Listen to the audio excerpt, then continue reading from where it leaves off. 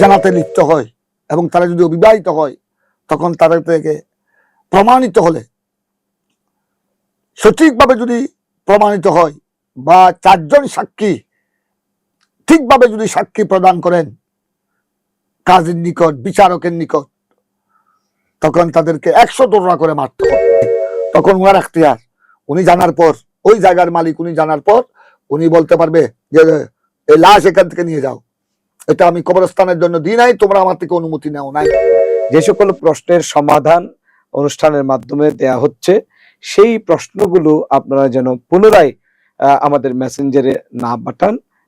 আপনারা নিয়মিত অনুষ্ঠানগুলো প্রত্যেকটা পর্ব আপনারা দেখতে থাকবেন।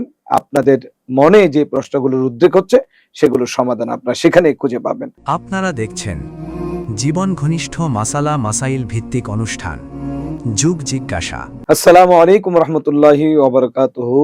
আলহামদুলিল্লাহি রাব্বিল আলামিন ওয়া সলাতু ওয়াসসালামু আলা আশরাফিল আমবিয়া ওয়াল মুরসালিন ওয়া আলা আলিহি ওয়া আসহাবিহি আজমাইন, আম্মা বাদ। সম্মানিত দর্শক ও শ্রোতা, নিউজ অনলাইন চ্যানেলের সাপ্তাহিক আয়োজন জীবন ঘনিষ্ঠ মাসালা মাসাইলের সমাধানমূলক অনুষ্ঠান যুগ জিজ্ঞাসায় আজকে এই অনুষ্ঠানে উপস্থিত থেকে আপনাদের যাবতীয় জিজ্ঞাসার জবাব দেওয়ার জন্য আমাদের মাঝে বরাবরের মতো উপস্থিত হয়েছেন আহলে সুন্নাত ওয়াল জামাতের অন্যতম রাহবার, জামিয়া আহমদিয়া সুন্নিয়া কামিল মাদ্রাসার সাবেক সফল অধ্যক্ষ, মুফতি আহলে সুন্নাত হুজুর আল্লামা মুফতি সৈয়দ মোহাম্মদ মুসিউর রহমান আল কাদির সাহেব কিবলা মুদ্দাজিল্লাহুল আলী। হুজুর আসসালামু আলাইকুম ওয়া রাহমাতুল্লাহ। ওয়ালাইকুম আসসালাম ওয়া রাহমাতুল্লাহি ওয়া বারাকাতুহু। হুজুর, আপনাকে আমাদের আজকের এই যুগ জিজ্ঞাসা অনুষ্ঠানে স্বাগত জানাচ্ছি। আমরা কথা বাড়াচ্ছি না, আমরা সরাসরি প্রশ্নে চলে যাচ্ছি।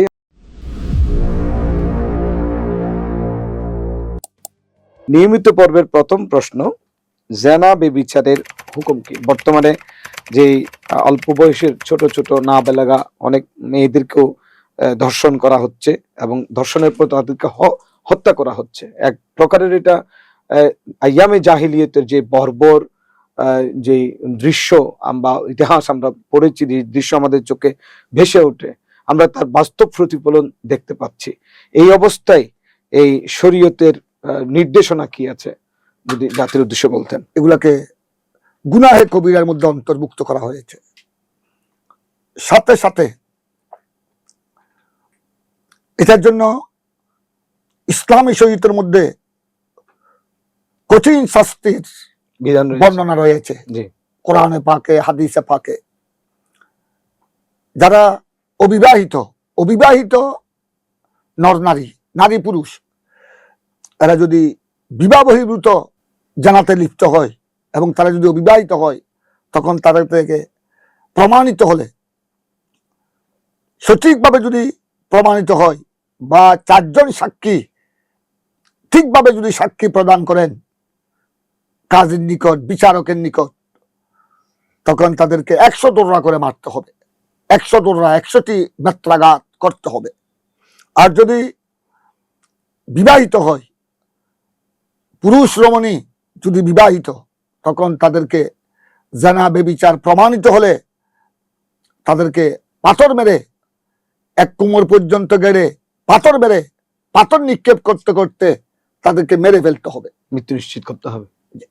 মৃত্যু নিশ্চিত করতে হবে। এটা হলো ইসলামী শরীয়তের বিধান, কোরআন ও সুন্নাহর বিধান।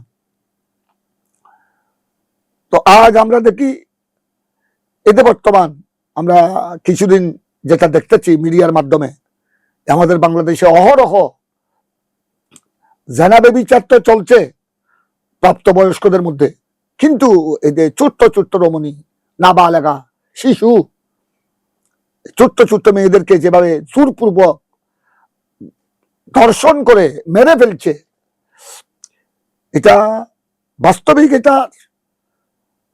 এটা হলো কোরআন সুন্নাহ মোতাবেক শাস্তি প্রয়োগ না করার কারণে, রাষ্ট্রীয়ভাবে সরকারিভাবে যেভাবে শাস্তি প্রয়োগ করার বিধান ছিল এটা না করার কারণে আজ এটা বর্তমান যেই আমরা যে ফলাফল দেখতেছি, যে কুপ্রভাব যেগুলো দেখতেছি, যেভাবে ছোট্ট ছোট্ট শিশু মেয়ে ধর্ষণের শিকার হচ্ছে, জালেমদের হাতে জুলুমের শিকার হচ্ছে, তো এটা হলো ইসলামী শরীয়তের শাস্তি আজ আমাদের দেশে প্রয়োগ না থাকার কারণে। এভাবে আপনি শুধু বাংলাদেশ নয়, যত রাষ্ট্রে, একেবারে ইউরোপ থেকে শুরু করে পশ্চিমা দেশ থেকে শুরু করে গোটা এশিয়া পর্যন্ত প্রতিটি যেখানে যেখানে ইসলামী অনুশাসনের ব্যবস্থাপনা নাই, কোরআন ও সুন্নাহর ফয়সালা সঠিকভাবে প্রয়োগ করা হচ্ছে না, সেখানে প্রতিটি মুহূর্তে এই সমস্ত ঘটনা ঘটছে। এই সমস্ত জেনা, বেবিচার, মারামারি, খুনাখুনি, রক্তপাত, এটার কারণ হলো ইসলামী অনুশাসন না থাকার কারণে। তাই আমরা বর্তমানে আমাদের বাংলাদেশ সরকারের নিকট, যেহেতু এটা খুনের বদলা খুন এবং জেনার যে বিধান, যে শাস্তির যে বিধান, এগুলো একমাত্র প্রয়োগ করতে পারে রাষ্ট্রীয় ব্যবস্থাপনায়। এটা একেবারে রাষ্ট্রের উপরে এই ক্ষমতা অর্পিত। এটা রাষ্ট্রের পক্ষ থেকে যারা কাজী, বিচারক, তারাই একমাত্র এই শাস্তি প্রয়োগ করতে পারবেন। তাই আমরা বর্তমান সরকারের নিকট আমরা একথা জোর দাবি জানাবো, আহ্বান জানাবো, যেন এই সমস্ত ঘটনা পুনরাবৃত্তি যেন না হয়, পুনরায় যেন আর সৃষ্টি না হয়, যথাযথ শাস্তি প্রয়োগ করার জন্য আমরা আবেদন করছি, আহ্বান জানাচ্ছি, জোর দাবি জানাচ্ছি এবং এই ব্যাপারে কোরআন সুন্নাহর ফয়সালাকে প্রয়োগ করার জন্য দাবি জানাচ্ছি। এবং আমরা দেখতেছি ইদানিং বর্তমান সরকার এবং আগের সরকার তারা সবসময় বলে থাকেন আমরা কোরআন সুন্নাহ বিরোধী কোনো আইন করব না, কোনো আইন পাস করব না। তো আর আমাদের দেশ হলো সংখ্যাগরিষ্ঠ মুসলিম নরনারী। তো সুতরাং আমরা এই কথা নিশ্চিত, আর যারা এই সমস্ত কাজ করেছে, ছোট্ট ছোট্ট মেয়েদেরকে ধর্ষণ করে মেরে ফেলছে, তাদেরকে যথাযথ শাস্তির কাঠগড়ায় হাজির করে যথাযথ প্রমাণ সাপেক্ষে মৃত্যুদণ্ড কার্য করার জন্য জোর দাবি জানাচ্ছি। এটাই হলো ইসলামী শরীয়তের ফয়সালা এবং এটা রাষ্ট্রের উপর পরম দায়িত্ব বটে। আধুনিক রাষ্ট্রে এখন জেনা বা ধর্ষণের শাস্তি, ধর্ষণের যে নমুনা সেটা ডিএনএ রিপোর্ট, ফরেনসিক আলামত এবং ভিডিও প্রমাণের ভিত্তিতে করা হচ্ছে। এই বিষয়গুলো ডিএনএ রিপোর্ট, ফরেনসিক আলামত এবং ভিডিও প্রমাণ, এগুলো ইসলামী শরীয়তে কতটুকু গ্রহণযোগ্য বা ধর্তব্য বিধান হিসেবে মনে করেন? এখানে প্রথমে ইসলামী শরীয়তের বিধান হলো ফিক ফতোয়ার অন্যতম কিতাব, হানিফি মাযহাবের অন্যতম ইসলামী শরীয়তের কিতাব কিতাবুল হেদায়া। ওখানেও কিতাবুল হুদুদের মধ্যে স্পষ্ট উল্লেখ আছে আয-যানা ইয়াসবুতু বিল ইকরার আও বিল বাইয়িনা, যে জানা ব্যভিচার এটা প্রমাণিত হবে, নাকা বহির্ভূত, বিবাহ বহির্ভূত জানা ব্যভিচার প্রমাণিত হবে একরারের দ্বারা। যদি উভয়ের একরার পাওয়া যায়, জানি জানিয়া যারা ব্যভিচারে লিপ্ত হয়েছে, তখন স্বীকার উক্তি পাওয়া গেলে তখন আর সাক্ষী প্রমাণের প্রয়োজন হবে না। আর যদি স্বীকার উক্তি পাওয়া না যায়, যারা দুষ করবে তারা তো সহজে স্বীকার করবে না, তখন বইয়েনা অর্থ জানার ব্যাপারে অন্য সব মাসআলায়, অন্য সব ক্ষেত্রে দুইজন পুরুষ, দুইজন আকেল বালেগ জ্ঞানী পুরুষের সাক্ষী যথেষ্ট, অথবা একজন পুরুষ দুইজন নারী সাক্ষী যথেষ্ট। কিন্তু জানা ব্যভিচারের ক্ষেত্রে 7 জন আকেল বালেগ মুসলিম পুরুষের সাক্ষী অবশ্যই অপরিহার্য। আবার 4 জনের সাক্ষী মিল থাকতে হবে। তাহলে সত্যিকার জানা ব্যভিচারের লিপ্ত থাকা অবস্থায় যেভাবে দোয়াতের মধ্যে কলম চুপানো থাকে, এই অবস্থায় 4 জনের সাক্ষী মিল থাকতে হবে। তো এই সমস্ত বৈজ্ঞানা সাক্ষী যদি পাওয়া যায়, তখন জানা ব্যভিচার প্রমাণিত হবে।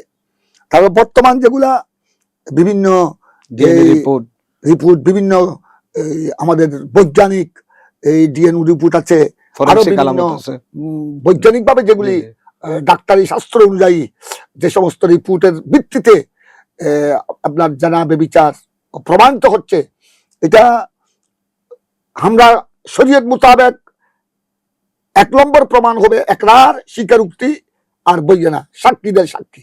হ্যাঁ, এগুলোকে আমরা সহায়ক হিসেবে আমরা, অর্থাৎ একরার বা সাক্ষীর সহায়ক হিসেবে এগুলাকে আমরা ধর্তব্য করতে পারি, এগুলাকে আমরা গ্রহণ করতে পারি।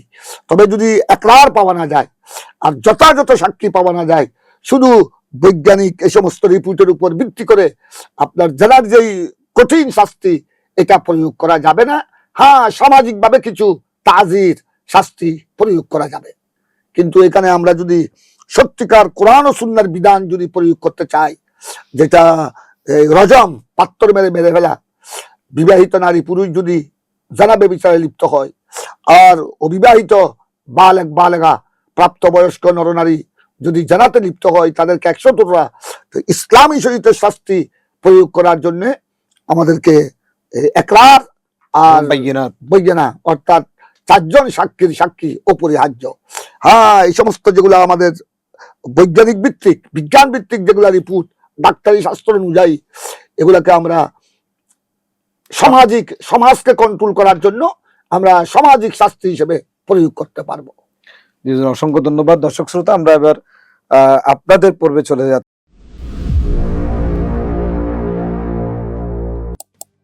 আমাদের এক ভাই প্রশ্ন করেছেন হবিগঞ্জ সিলেট থেকে, মোহাম্মদ হাবিব রেজা কাদরি।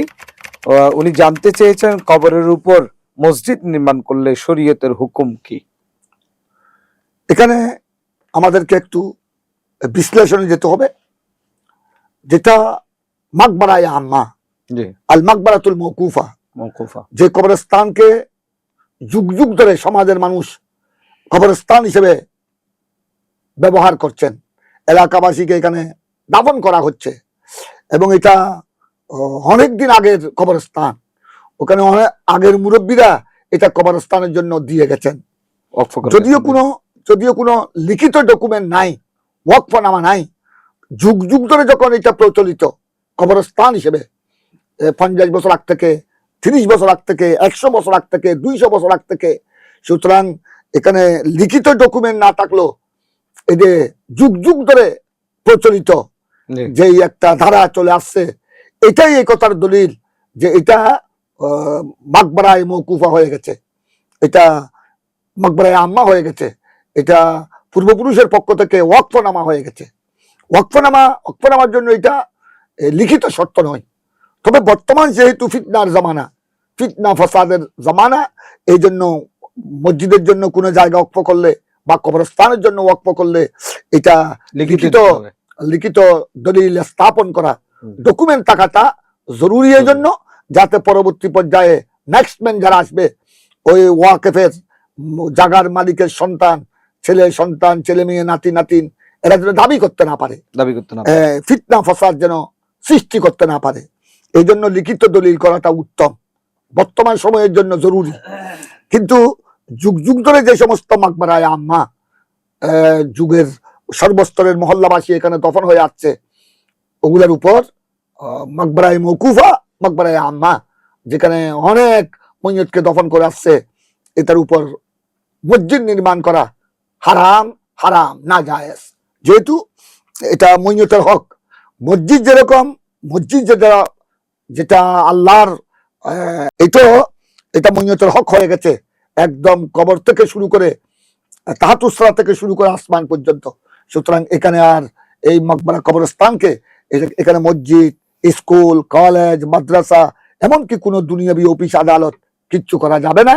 এটা যদি কেউ করে এটা সম্পূর্ণ হারাম এবং অনেক বড় গুনাহ হবে, এটা মইয়তের হক নষ্ট হবে, এটা তাকে কবরে হাসরে কিয়ামতের ময়দানে জবাবদিহি করতে হবে। আর যদি যে সমস্ত কবর হঠাৎ একজন মালিক, বিশেষ মালিকের একটা জায়গা, কিন্তু ওনার অনুমতি ছাড়া, উনি হয়তো বাহিরে থাকে, উনি প্রবাসী, উনি অথবা জন্মস্থানে থাকে না, কর্মস্থলে থাকেন, কিন্তু আপনার প্রতিবেশীরা, এলাকাবাসীরা কেউ ওনার থেকে অনুমতি না নিয়ে ওনার জায়গায় একজন মইয়তকে কবর দিয়ে ফেলেছে, তখন এটা মাকবারা হবে না, এটা ওয়াকফকৃত কবরস্থান হবে না।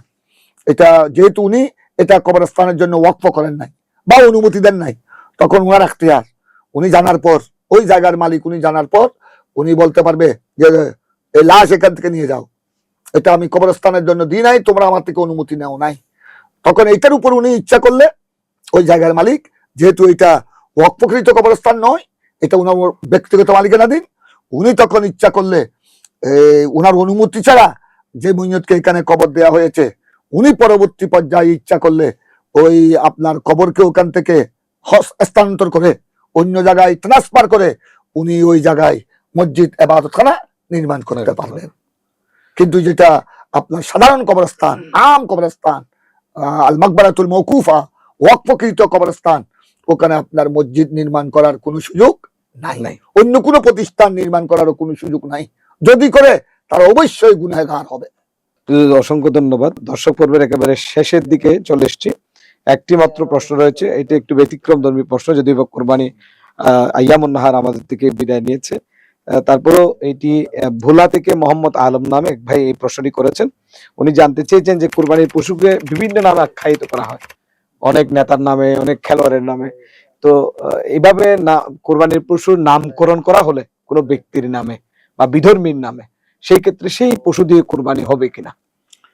এটা যেহেতু বর্তমানে আমাদের মিডিয়ার মাধ্যমে আমরা অনেক কিছু দেখতে পেরেছি যে কোরবানির পশুকে বিভিন্ন নামে এটা আখ্যায়িত করা হচ্ছে, তো এটা অবশ্যই প্রত্যেকের এটা চিন্তা করা উচিত যে এটা তো আমি এই পশু তো আল্লাহর রাস্তায় করবো, আল্লাহর রাস্তায় কোরবানি হবে। আর যিনি কোরবানির পশুর মালিক, যিনি বিক্রয়কারী, যিনি এটাকে বিক্রয় করবেন কোরবানির জন্য, তাকেও তো এটা মাথায় রাখতে হবে যে আমি তো এই কোরবানির পশু লালন পালন করেছি, হাতে এনেছি বিক্রয় করার জন্য, এটাও তো আল্লাহর রাস্তায় কোরবানি হবে। তো সুতরাং কোরবানির পশুর মধ্যে এই সমস্ত কোনো বিধর্মীর নাম, কোনো নেতা নেত্রীর নাম এটা যুক্ত করে এটা একটা খেল তামাশা করা, এটা তো একটা খেল তামাশা। দিন ধর্ম নিয়ে, কোরবানির মতো গুরুত্বপূর্ণ ইবাদত নিয়ে খেল তামাশা, এটা তো একটা প্রহসনের মতো, দিন ধর্ম নিয়ে প্রহসনের মতো, এটা অবশ্যই বড় অপরাধ। যারা এভাবে করবে তারা অবশ্যই গুনাহগার হবে, তাদেরকে লজ্জিত হয়ে আল্লাহর দরবারে ক্ষমা চাইতে হবে। তবে যেহেতু এটা পশু, এটা কোরবানির পশু, তো এটা এই পশুকে যদি আপনার কোনো কোরবানি দাতা খরিদ করে আল্লাহর নামে যদি জমা করে কোরবানির নিয়তে, এটা কোরবানি আদায় হয়ে যাবে, কোরবানি আদায় হয়ে যাবে। তবে যারা এই সমস্ত নাম দিয়ে কোরবানির পশুকে নিয়ে বিদ্রুপ করবে, এইভাবে আপনার রং তামাশা করবে, প্রহসন করা হবে, তারা অবশ্যই গুনাহগার হবে। যেহেতু এটা কোরবানি, এটা আল্লাহর একটি বড় ইবাদত, এটা আল্লাহর নৈকট্য অর্জন করার, সান্নিধ্য অর্জনের একটা বিরাট মাধ্যম। সুতরাং এই ব্যাপারে সবাইকে সজাগ থাকতে হবে, সচেতন থাকতে হবে। সুপ্রিয় দর্শক ও শ্রোতা, কোরবানির পশু নিয়ে কোনো রং তামাশা কিংবা কোনো বিধর্মীর নামে কিংবা কোনো নেতার নামে আমরা যেন নামকরণ না করি, আমরা সেটি শিখলাম এবং সাথে সাথে এই মশলাটিও জানলাম যে নামকরণ করলেও যেহেতু এই পশুকে আল্লাহর পথে জবাহ করা হবে, সুতরাং সেই পশু দিয়ে কুরবানি না হওয়ার কোনো প্রশ্ন আসে না। নাম রাখার কারণে কুরবানি হওয়া না হওয়ার উপর কোনো প্রভাব পড়বে না। সম্মানিত দর্শক ও শ্রোতা, আমরা নিউজ অনলাইন চ্যানেলের নিয়মিত অনুষ্ঠান যোগ জিজ্ঞাসার 6ষ্ঠ পর্ব থেকে আজকের মতো বিদায় নিতে যাচ্ছি। তার আগে আপনাদের কাছে বিশেষ একটা অনুরোধ করে যাচ্ছি, সেটি হলো যে সকল প্রশ্নের সমাধান অনুষ্ঠানের মাধ্যমে দেয়া হচ্ছে, সেই প্রশ্নগুলো আপনারা যেন পুনরায় আমাদের মেসেঞ্জারে না পাঠান। আপনারা নিয়মিত অনুষ্ঠানগুলো প্রত্যেকটা পর্ব আপনারা দেখতে থাকবেন, আপনাদের মনে যে প্রশ্নগুলোর উদ্রেক হচ্ছে সেগুলোর সমাধান আপনারা সেখানেই খুঁজে পাবেন। অতএব পুনরায় যেন আপনারা সেই প্রশ্নগুলো আমাদের কাছে না পাঠান। ধন্যবাদ আপনাদের সকলকে, বিশেষ করে হুজুরের প্রতি আমরা কৃতজ্ঞতা জানাচ্ছি পি নিউজ অনলাইন চ্যানেলের পক্ষ থেকে। আগামী অনুষ্ঠান দেখার জন্য আমন্ত্রণ জানিয়ে আজকের মতো এখানে শেষ করছি।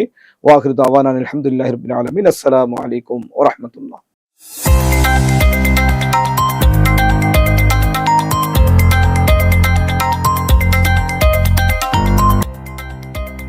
সত্যের সন্ধানে নির্ভীক, পি নিউজ টিভি।